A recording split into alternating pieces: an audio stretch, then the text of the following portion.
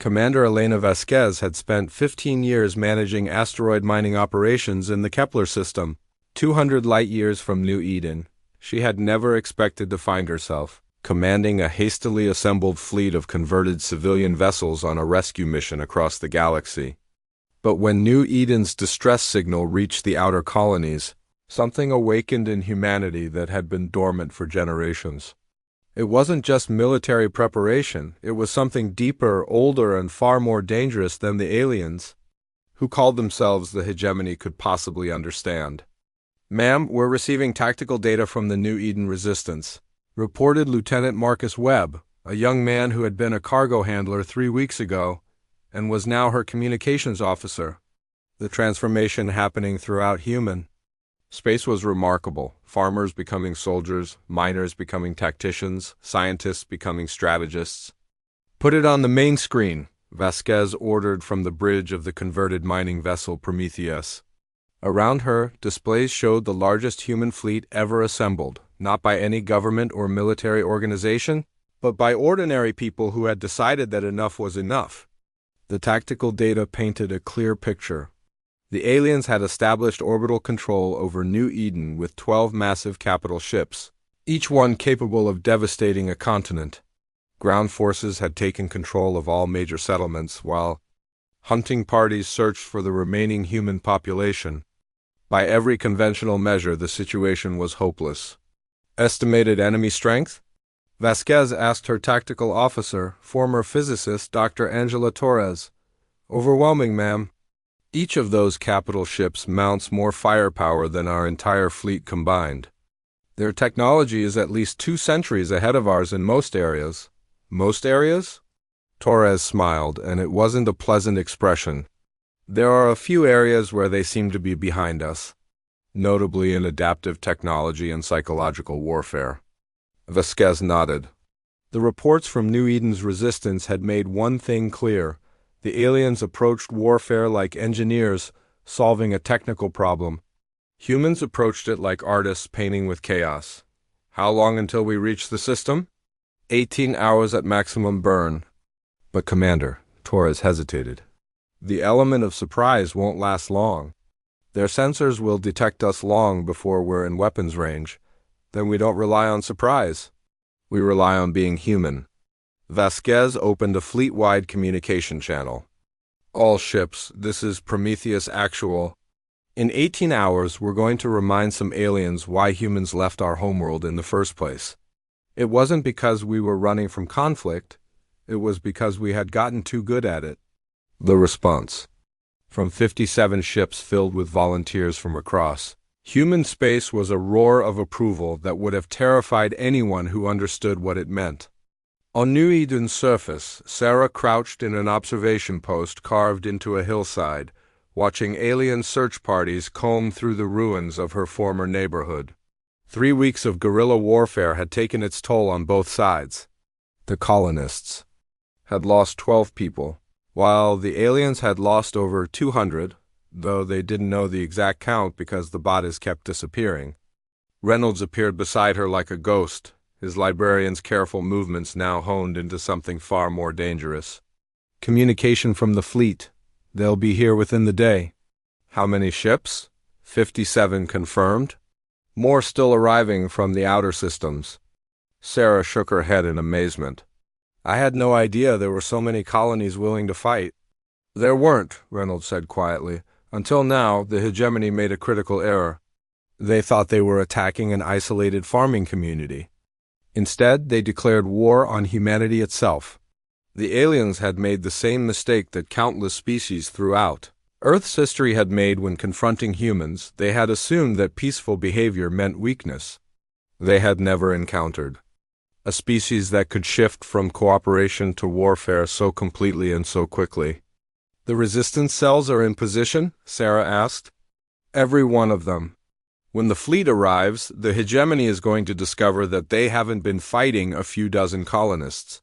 They've been fighting a species that spent 10,000 years perfecting the art of war before we ever learned to make peace."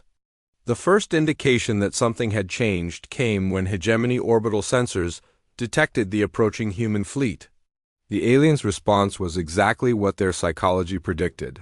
They repositioned their capital ships into a defensive formation and prepared to demonstrate the futility of resistance through overwhelming firepower. They never got the chance. The human fleet didn't approach in a conventional formation. Instead, they scattered across a volume of space larger than most solar systems, approaching New Eden from 17 different vectors simultaneously.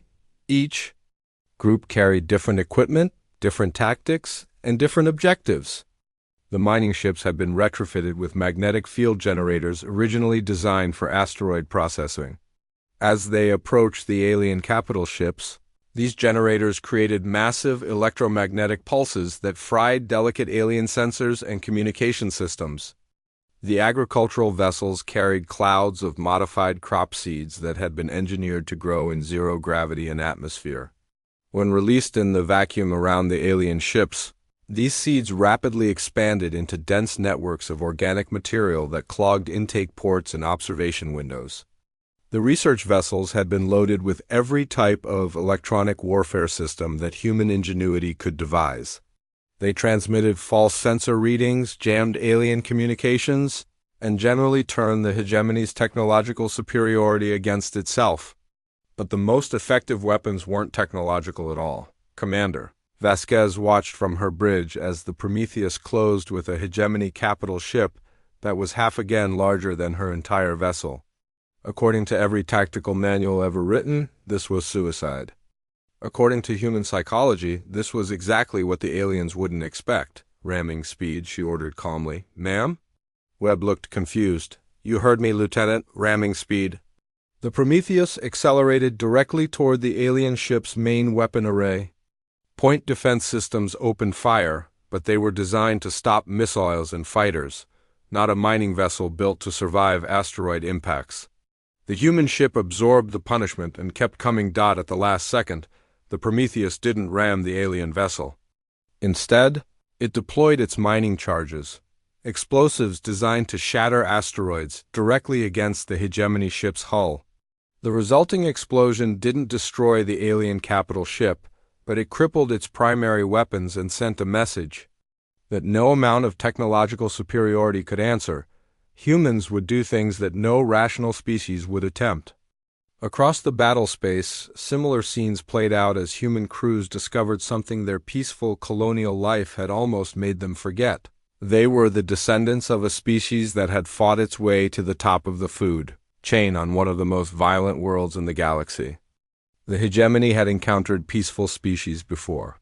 They had encountered warlike species before. They had never encountered a species that could be both at the same time. On the surface of New Eden, the resistance cells launched their coordinated attack exactly as the orbital battle began. Alien ground forces suddenly found themselves under assault from weapons they hadn't known existed, projectile rifles that fired rounds capable of penetrating their energy shields, explosive devices that used simple chemical reactions instead of energy signatures their sensors could detect, and tactics that seemed to come from a completely different paradigm of warfare. But the most devastating attack wasn't physical. It was psychological. Every missing hegemony soldier reappeared simultaneously across the planet, dropped off at alien outposts with no memory of where they had been or what had happened to them. They were unharmed, well-fed, and completely confused. With them came recordings of human children playing in the very areas the aliens had been trying to clear, proof that the colonists were still there, still watching, still planning. The message was clear. Humans could make their enemies disappear at will and return them just as easily. The technical superiority of the hegemony meant nothing against an enemy that operated by completely different rules. The battle for New Eden lasted 14 hours. When it ended, 6 hegemony capital ships were destroyed, 4 were captured, and 2 had fled the system carrying news of humanity's unexpected military capabilities. The human fleet had lost 31 vessels, but their sacrifice had achieved something unprecedented, the first successful resistance to hegemony expansion in the species' recorded history. As the alien survivors were evacuated under the terms of surrender, Hegemony Fleet Commander Zethka found himself facing Commander Vasquez in what had once been New Eden's administrative building. The alien's elegant features showed confusion and something that might have been respect. "Your tactics make no sense," Zethka said through a translation device. "You sacrifice vessels unnecessarily. You take risks that serve no logical purpose. You fight as if you do not value your own lives?" Vasquez considered the question carefully before answering. "That's because you don't understand what we're fighting for. You came here to take our world. We're not fighting to keep our world. We're fighting because you threatened our—" The morning sun cast long shadows across New Eden's agricultural districts, where vast fields of genetically modified wheat swayed gently in the artificial breeze created by atmospheric processors. Children laughed as they ran between the crop rows, their voices echoing across the peaceful valley that had become humanity's most successful colony world. Dr. Sarah Shun adjusted her wide-brimmed hat and smiled as she watched her 8-year-old daughter Maya chase butterflies through the corn maze. It had been 3 generations since humans first arrived on New Eden, and the colony had flourished beyond their wildest dreams.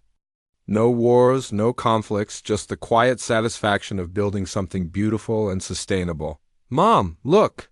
Maya called out, pointing to a group of colorful insects hovering near a patch of sunflowers. "They're different from Earth butterflies." Sarah nodded, pulling out her tablet to record the observation.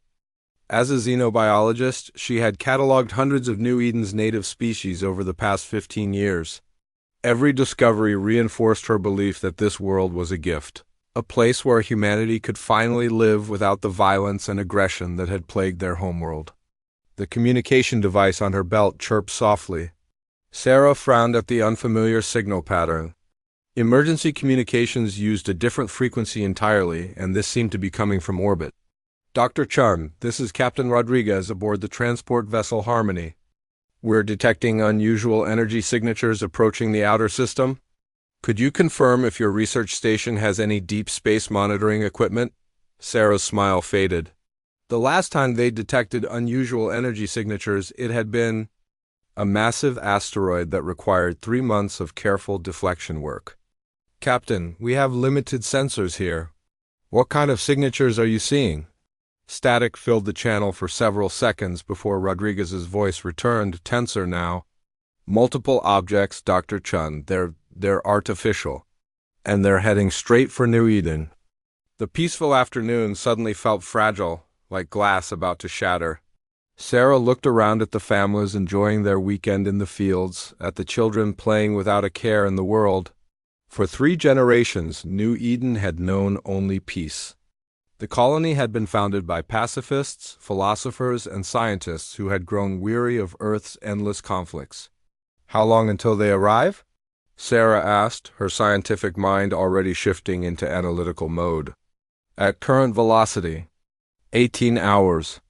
Maya ran up to her mother, dirt smudged on her cheek and wildflowers clutched in her small hands.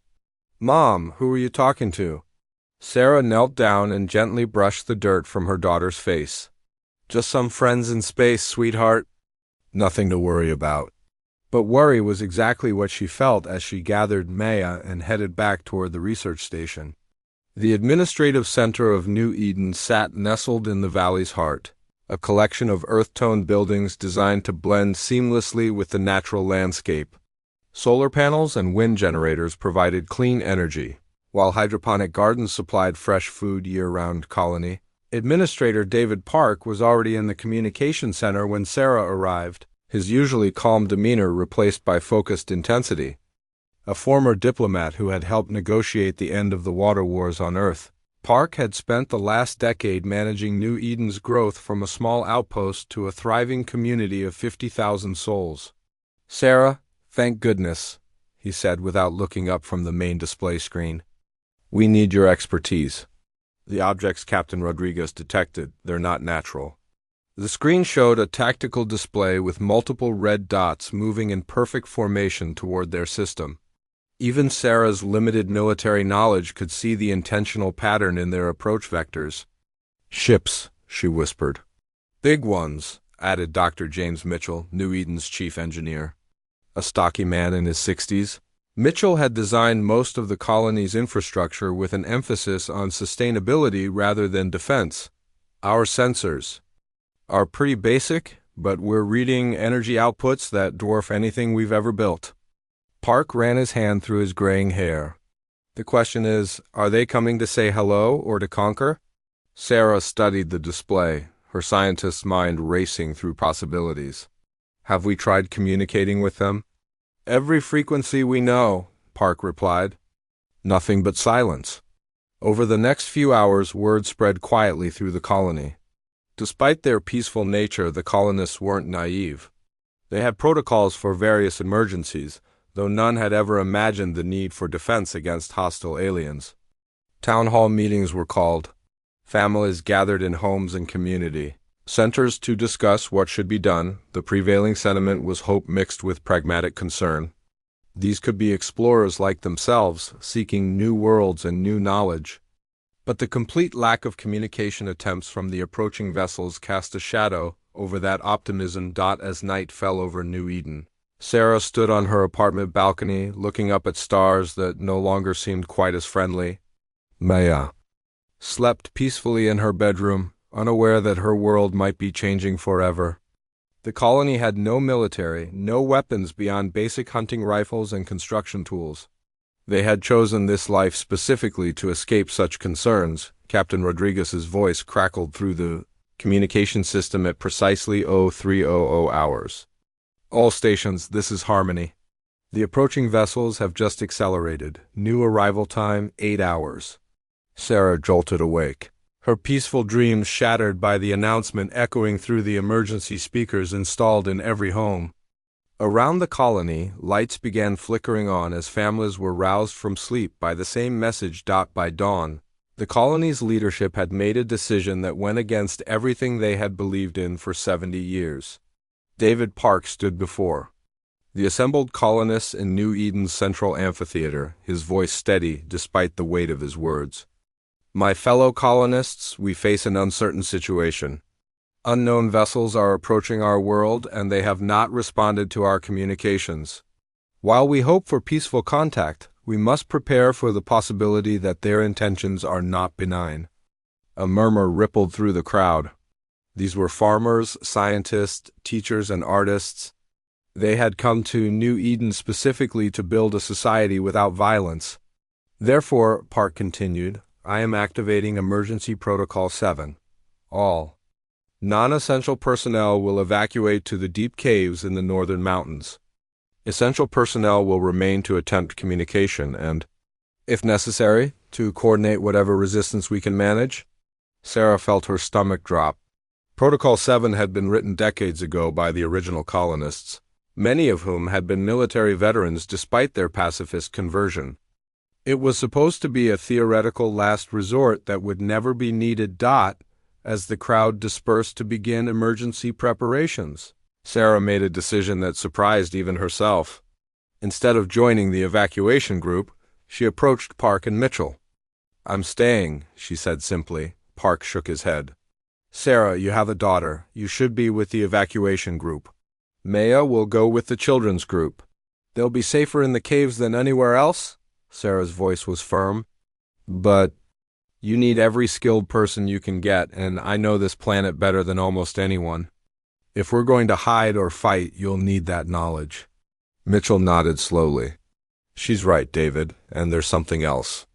The engineer glanced around to make sure they weren't overheard.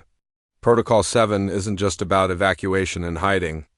What do you mean? Sarah asked. The original colonists.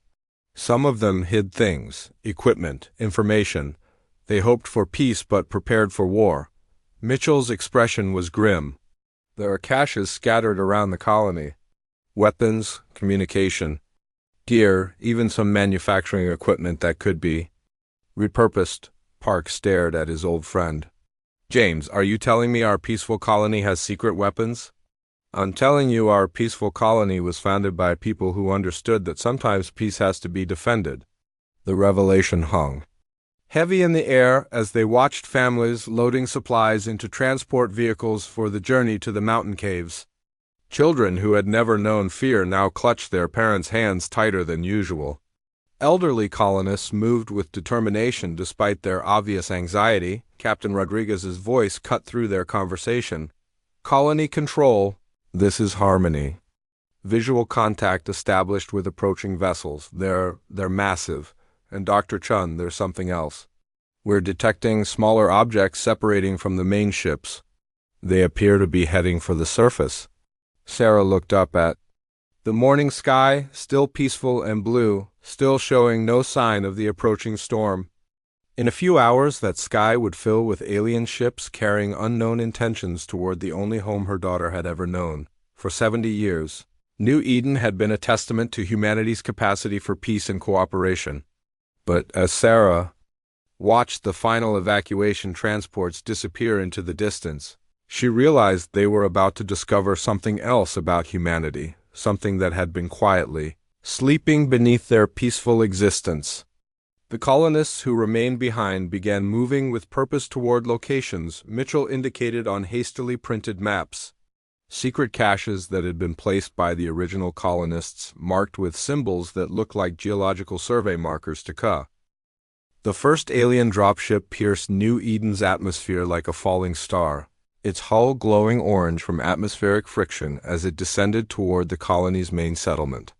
Sarah crouched behind the relocated communication array, watching the sleek vessel through high-powered binoculars that had been stored in one of the hidden caches.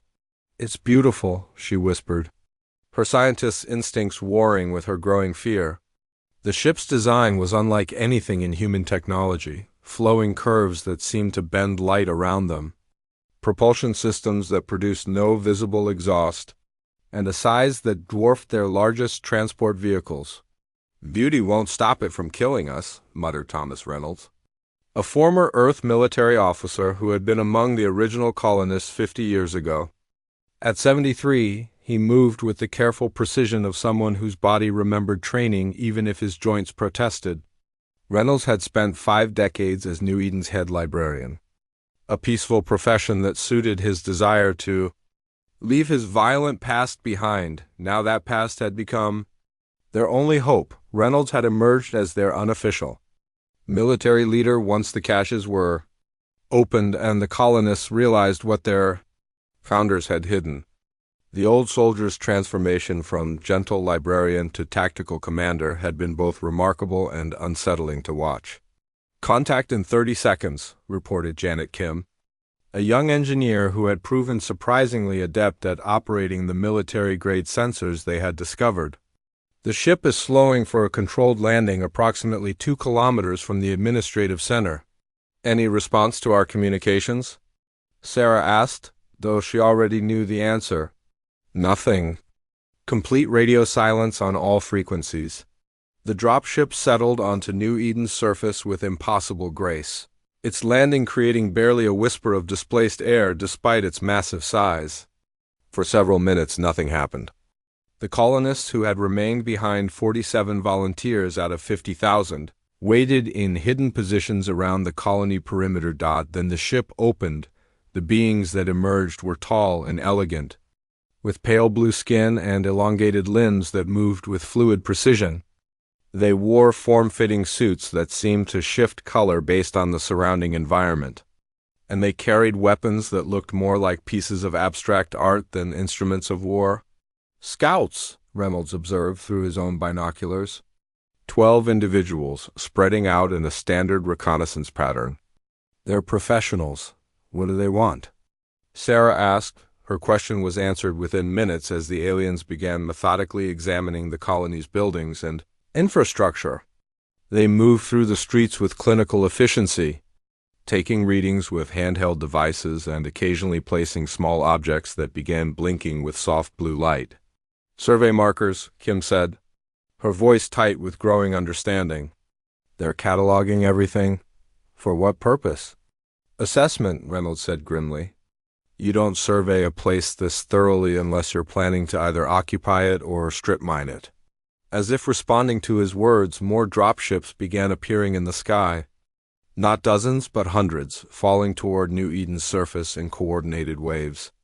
Each ship carried the same elegant aliens, all moving with the same purposeful efficiency. Sarah felt a chill that had nothing to do with New Eden's morning air.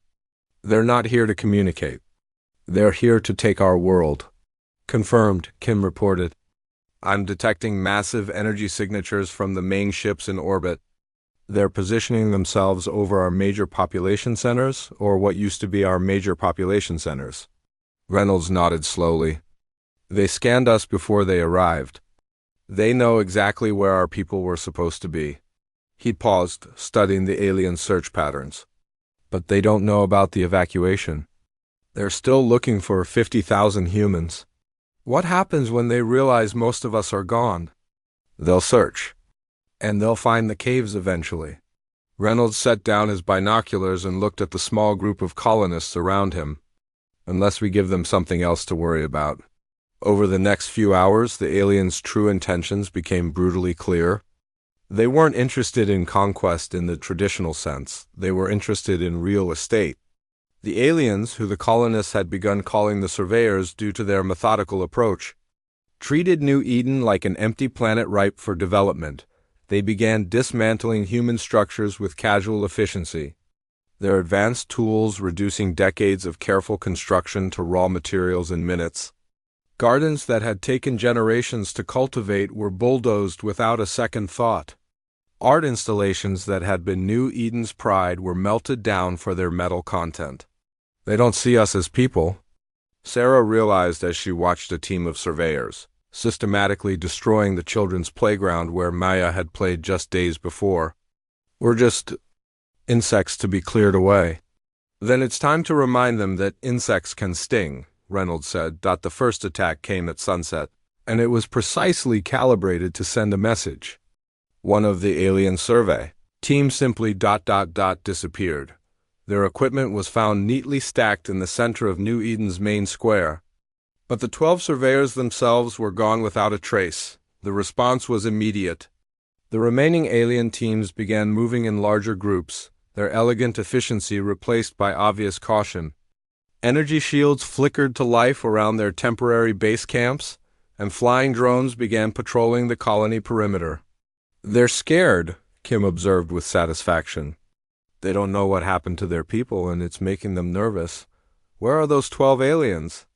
Sarah asked Reynolds. The old soldier's smile was cold. Sleeping peacefully in one of our storage facilities. We use non-lethal methods, but they don't know that. For all they know, we disintegrated their people. Why non-lethal? Because we're not them, Reynolds said simply. And because fear is more powerful than martyrdom. Dead soldiers are expected casualties. Missing soldiers are a mystery that keeps you awake at night. The second attack came the following dawn, and this time it wasn't subtle. A surveyor construction crew that had been working to clear the administrative district found their equipment sabotaged overnight, not destroyed, but reprogrammed. Their earth-moving vehicles began carving rude messages in the aliens' own script into the ground. Messages that had been translated using the linguistic programs from the hidden caches. The messages were simple. This is our world. Leave now. The aliens' response was swift and overwhelming.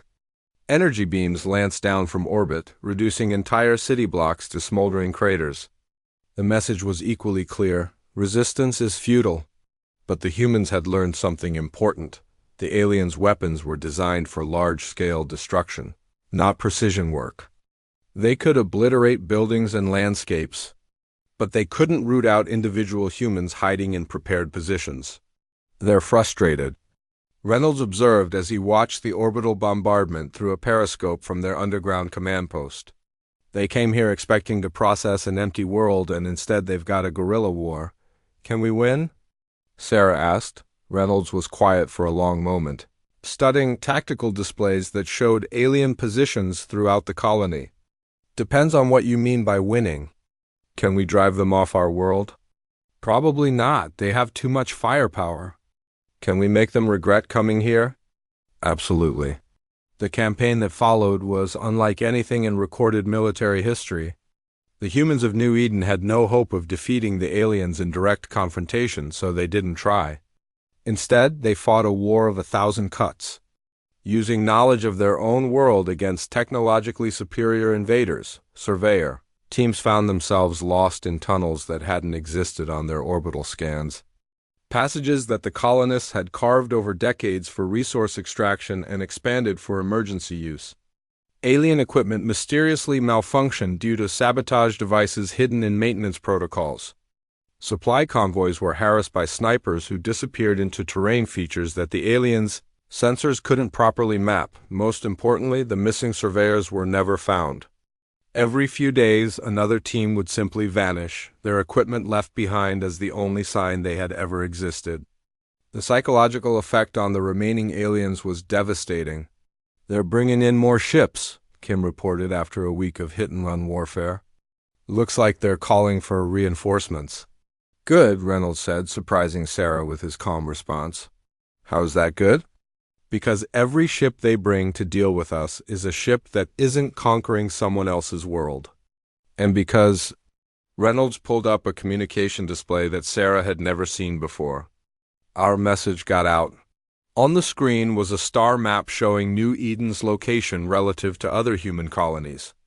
Scattered across dozens of systems, red lights were beginning to pulse. Colony after colony coming online with the same defensive preparations that New Eden's founders had hidden. "You see, Dr. Chun," Reynolds explained, "New Eden wasn't the only colony founded by people who hoped for peace but planned for war. And we weren't the only ones with hidden caches and emergency protocols." Sarah stared at the display in amazement. "You mean ... Every human colony has been quietly preparing for this day. We just hoped it would never come." Reynolds' expression was grim but determined. "The aliens made a critical error. They thought they were